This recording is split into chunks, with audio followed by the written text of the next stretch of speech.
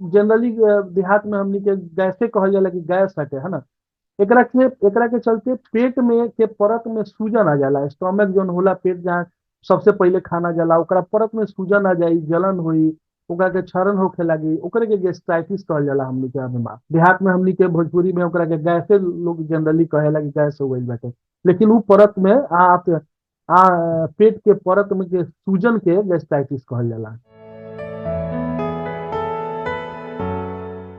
Gastritis के में सबसे पहले पेट के ऊपर के हिस्सा में दर्द हुई, उल्टी जैसन महसूस हुई, हिचकी आई, अनपच हुई, भूख में कमी हो जाई, खाना खाए के मन ना करी, पेट लागी कि भरल बाटे, खट्टा ढकार आवे लगी। ये सब लक्षण बाटे कि ओमे आवेला ज्यादा। बहुत जब ज्यादा जीर्ण हो जाए गैस्ट्राइटिस, तो बाद में चल के वो अल्सर बना दी, तो ओमे खून के उल्टी भी हो सकता है। ये तरह के लक्षण आवेला गैस्ट्राइटिस में।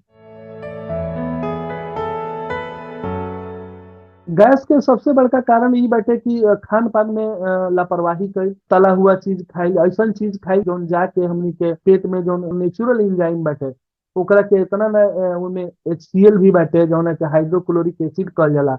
उ बहुत ज्यादा मात्रा में अगर निकले लागे तो उ जाके क्षरण करे लगी, तो ओकरा से गैस के बीमारी होखे लागेला ओकरा से। यही से खान पान सबसे जरूरी नियमित खान पान बाटे, और कम कम अंतराल पर खान पान बाटे, ओकरे से गैस की बीमारी खत्म हुई। ओइमे बैक्टीरिया इन्फेक्शन भी कारण बाटे एगो।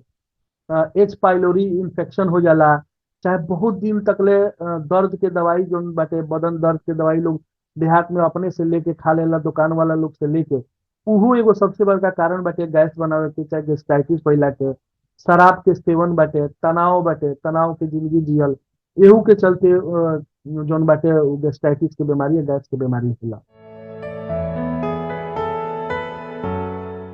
सबसे बड़का गैस्ट्राइटिस अगर सही समय पर इलाज ना कइल जाई तो पेप्टिक अल्सर हो जाई, माने अल्सर माने घाव हो जाई पेट में।